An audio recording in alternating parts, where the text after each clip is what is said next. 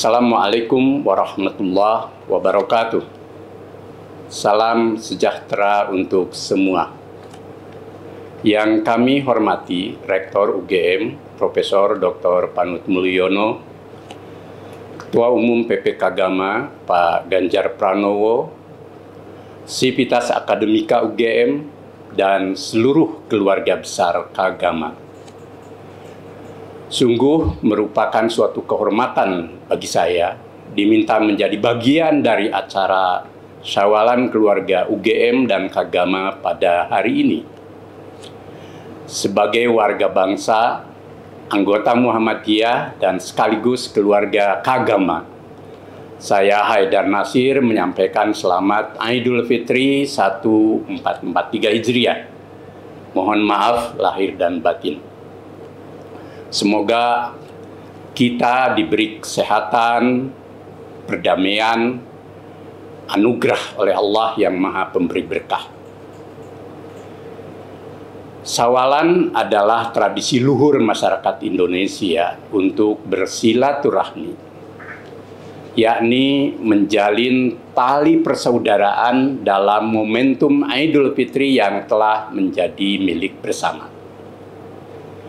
Jalinan kebersamaan ini merupakan oase sosial spiritual yang menjadikan kita keluarga besar Universitas Gadjah Mada dan Kagama yang berlatar belakang Bhinneka berjumpa sebagai saudara dalam suasana gembira tanpa sekat dan kendala. Satu sama lain diikat oleh perasaan satu alma mater yang terus bertumbuh menjadi lekat dalam ikatan bersaudara sebagai insan sebangsa. Mengikat tali persaudaraan yang melintas itulah sesungguhnya esensi dari makna syawalan atau silaturahmi dalam momentum Idul Fitri. Pak Rektor dan hadirin yang kami muliakan, Idul Fitri bagi kaum muslim memang merupakan ritual ibadah. Namun merayakan Idul Fitri dengan aktivitas silaturahmi, halal bihalal, dan syawalan adalah tradisi sosial keagamaan yang bersifat inklusif milik bersama. Tradisi baik berfungsi sebagai kanal sosial di dalam memupuk persaudaraan, kebersamaan, dan persatuan antar komponen bangsa yang melintas batas. Seperti kanopi tempat berteduh seluruh anak negeri di dalam suasana damai yang penuh arti. Relasi antar insan lintas batas itulah yang disebut ukhuwah insaniyah atau persaudaraan kemanusiaan semesta dalam Al-Quran. Ya ayuhan nasu inna khalaqnakum min dzakari wa unsa wa ja'alnakum syu'uban wa qabaila lita'arafu inna akramakum indallahi atqakum innallaha alimun khabir. Artinya, wahai manusia, sungguh kami telah menciptakan kamu dari seorang laki-laki dan seorang perempuan. Kemudian kami jadikan kamu berbangsa-bangsa dan bersuku-suku agar kamu saling mengenal. Sesungguhnya yang paling mulia di antara kamu di sisi Allah ialah orang yang paling bertakwa. Sungguh Allah Maha Mengetahui, Maha Teliti. Pada posisi inilah agama sejatinya membawa pesan luhur tentang khazanah hubungan antara manusia yang melintas batas. Bahwa hidup manusia dalam keragaman agama, ras, suku, bangsa, dan golongan pada dasarnya bersaudara.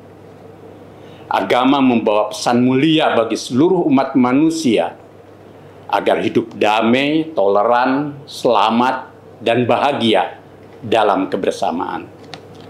Satu sama lain saling memerlukan selaku insan yang dimuliakan Tuhan dalam martabat yang tinggi. Istilah Al-Quran, fi ahsani taqwim. Keberbedaan jangan menjadi benih retak, fobia, dan saling bermusuhan yang ujungnya merugikan kehidupan bersama seluruh umat manusia.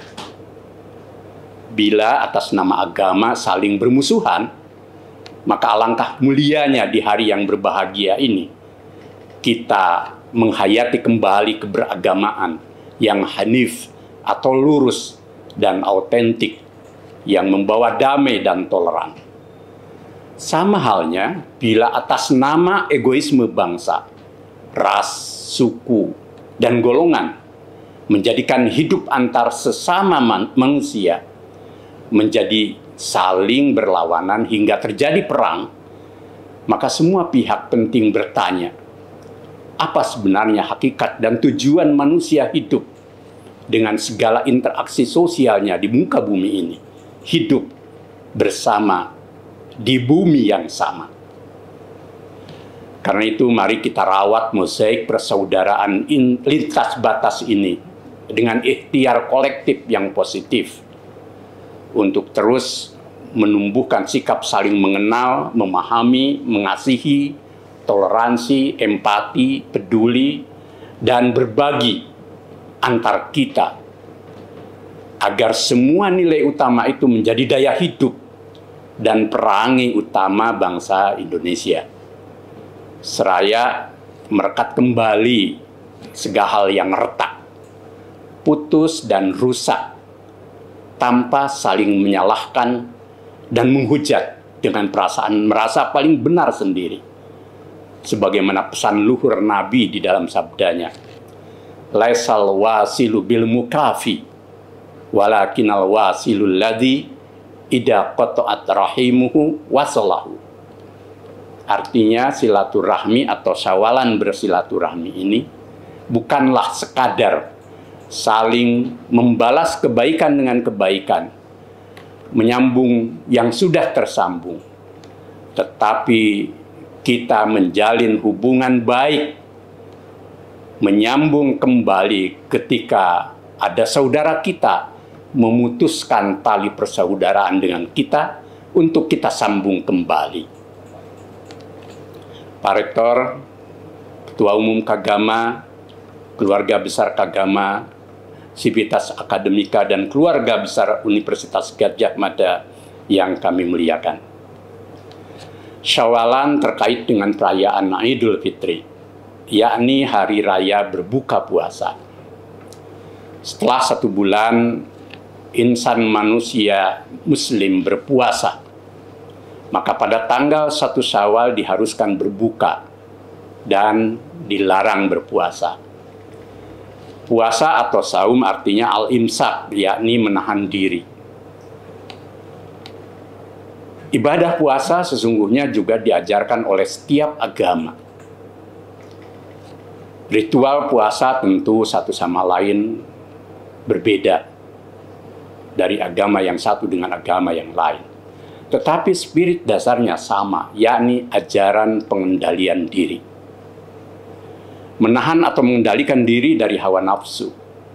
Simbolnya secara verbal menahan diri dari makan, minum, dan pemenuhan nafsu biologis yang pada dasarnya wajar sebagai kebutuhan alami manusia.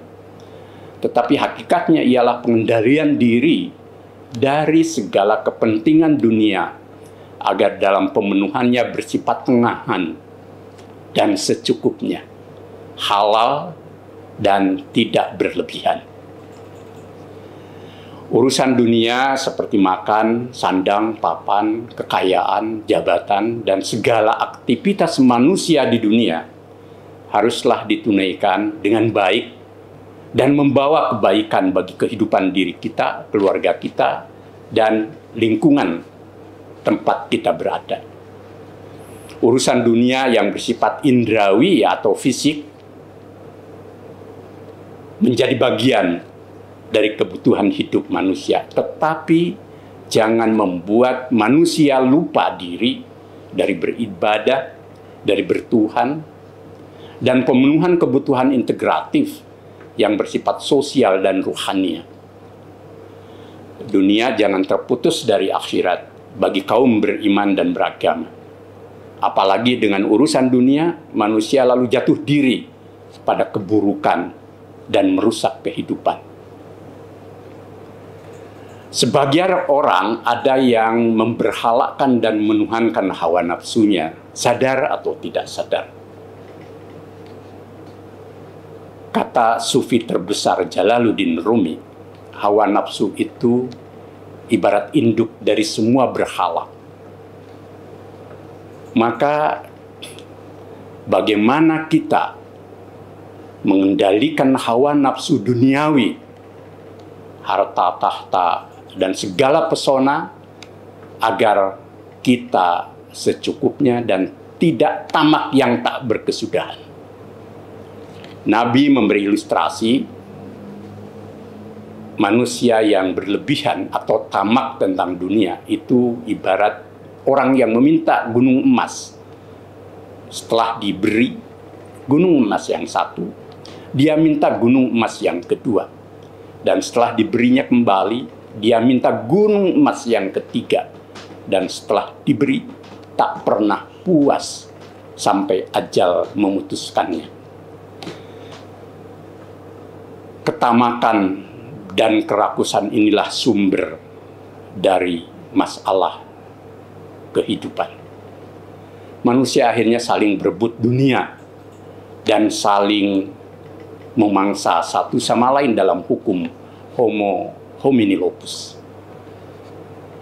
Alam milik bersama pun dikuras habis demi memenuhi hasrat dan keuntungan yang berlebih. Perilaku manusia yang melampaui batas inilah yang diilustrasikan dalam Al-Quran secara empirik. Doharul fasad bil barri wal bahri bima kasabat aydin nas. Yudiqahum ba'dalladhi amilu la'allahum yarji'un. Artinya telah tampak kerusakan di darat dan di laut disebabkan karena perbuatan tangan manusia. Allah menghendaki agar mereka merasakan sebagian dari akibat perbuatan mereka, agar mereka kembali ke jalan yang benar. Ketika saat ini dunia dilanda ancaman perang dan perubahan iklim global, salah satu sumber utamanya ialah ulah perbuatan manusia secara individual, kolektif, dan sistem yang melampaui batas. Perang Soviet dan Ukraina yang di luar dugaan kita, serta berbagai perang regional yang terjadi saat ini, sesungguhnya bermula dari ambisi nafsu hegemoni dan kegagalan manusia menyelesaikan masalah akibat ego berlebihan atas urusan dunia. Forum-forum perdamaian dunia sejatinya gagal menghadapi kemelut dunia modern yang tragis dan ironis seperti itu. Kita ingat nasihat Mahatma Gandhi yang masih relevan untuk dijadikan mozaik kearifan global saat ini. Bumi ini, kata Gandhi, cukup untuk 7 generasi, namun tidak akan pernah cukup untuk 7 orang serakah. David Wallace Wells tahun 2019 memperingatkan tentang fenomena The Uninhabitable Earth, yakni kisah tentang masa depan kehidupan manusia sejagat tatkala bumi tidak dapat lagi dihuni. Ancaman perubahan iklim lebih total dan lebih luas ketimbang tragedi bom nuklir. Berbagai bencana alam yang tidak lagi alami, badai, kelaparan, laut yang sekarat, udara yang tidak dapat dihirup, wabah akibat pemanasan, ambruknya ekonomi, konflik akibat iklim, semua terkait dengan perubahan iklim global.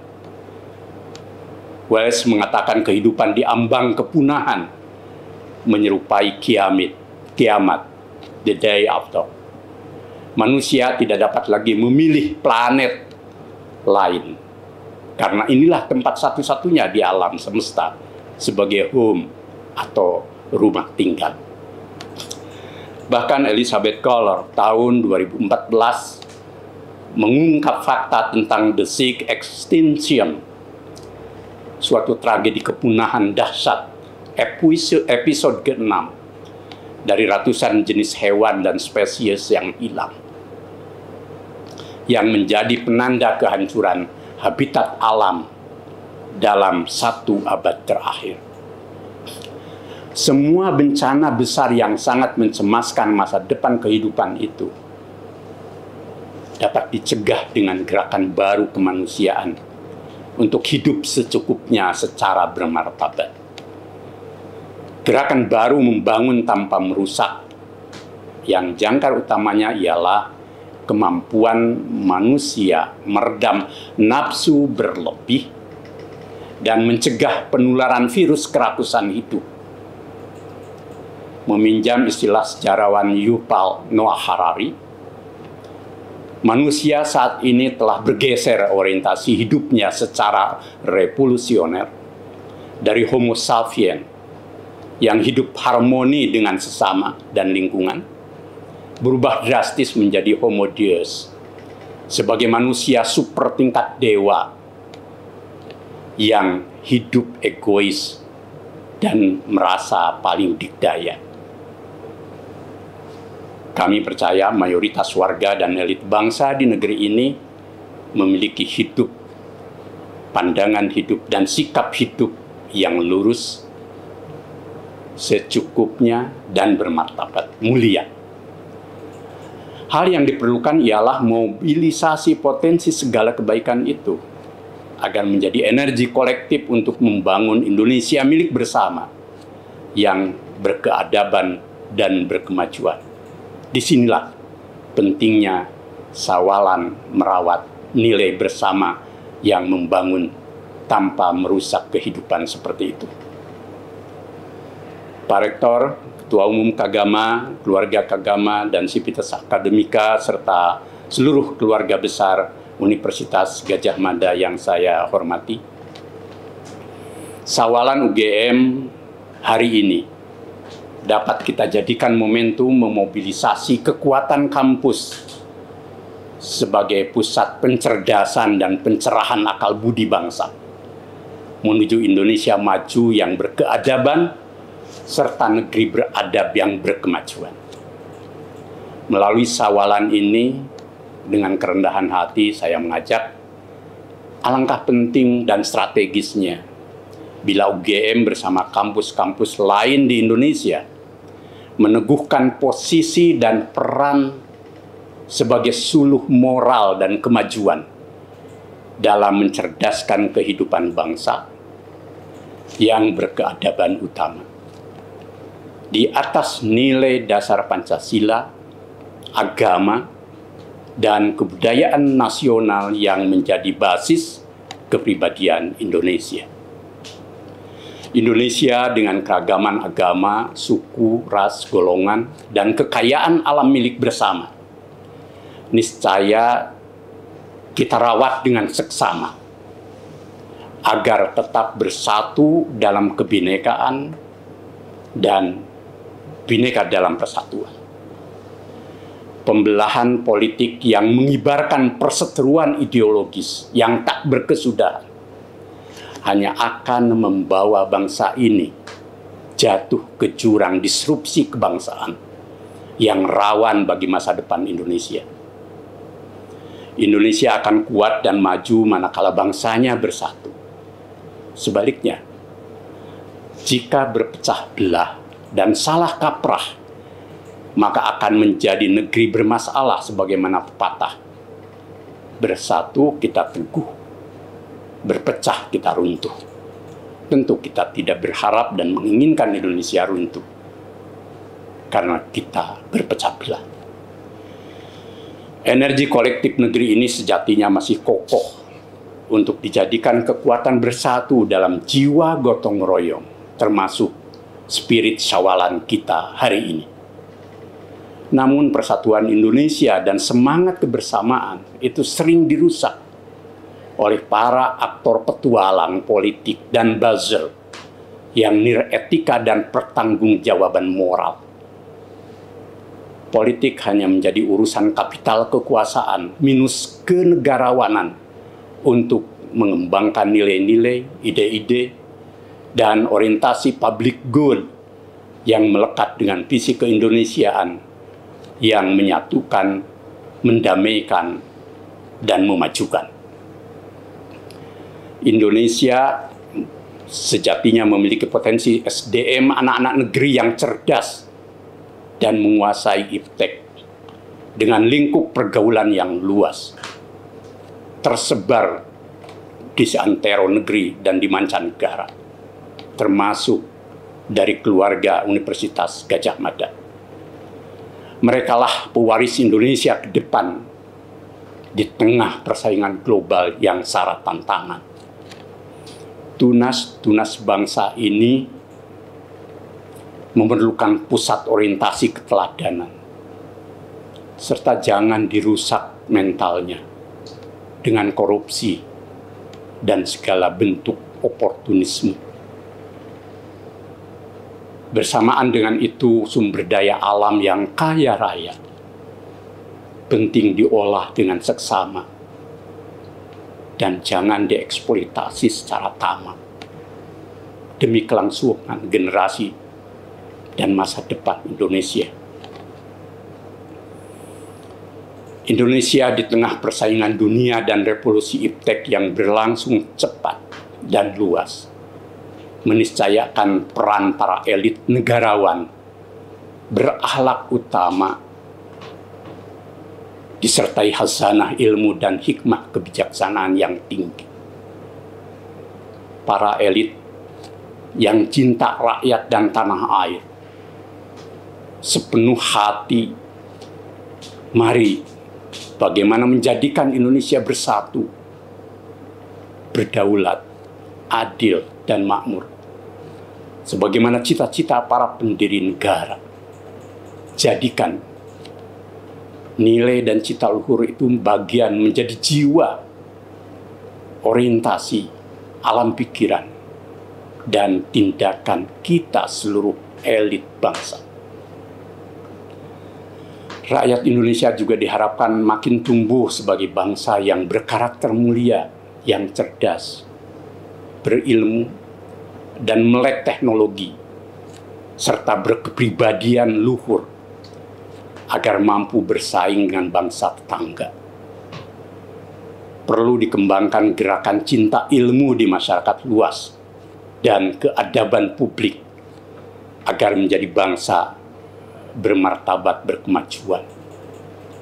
Disinilah pentingnya kampus, termasuk UGM, sebagai kekuatan strategis dalam peran aktif merancang bangun Indonesia yang berdiri tegak di atas nilai-nilai dasarnya, terarah tujuannya, dan dikelola dengan benar untuk menjadi negara berdaulat dan berkemajuan.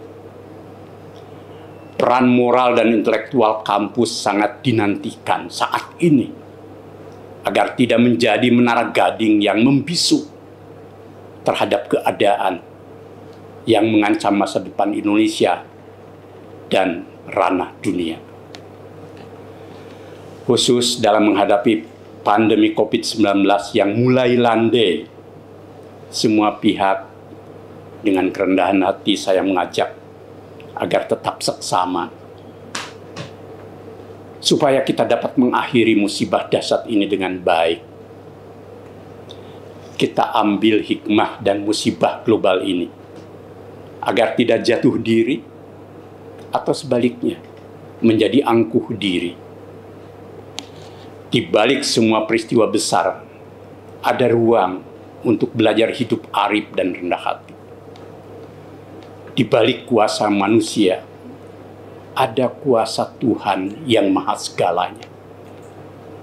Meminjam Albert Camus, seorang filosof, ada ranah absurditas di balik musibah besar yang memerlukan reorientasi metafisika kehidupan dengan menebar sikap welas asih terhadap sesama dan alam semesta. Sebagaimana juga sabda Nabi, Barang siapa mengasihi yang ada di bumi, Zat yang maha kuasa yang ada di langit akan mencurahkan kasih-Nya. Semoga Indonesia menjadi negara yang dikasihi Tuhan karena warganya saling mengasihi dan mencintai tanah airnya sepenuh hati. Izinkan di akhir sambutan Syawalan ini saya menyampaikan pesan dalam pantun Wanagama berhutan jati, Sri Kandinya Prof. Umi Haniin. Syawalan kagama sungguh berarti saling maafkan lahir dan batin. Taqabbalallahu minna wa minkum. Wassalamualaikum warahmatullahi wabarakatuh.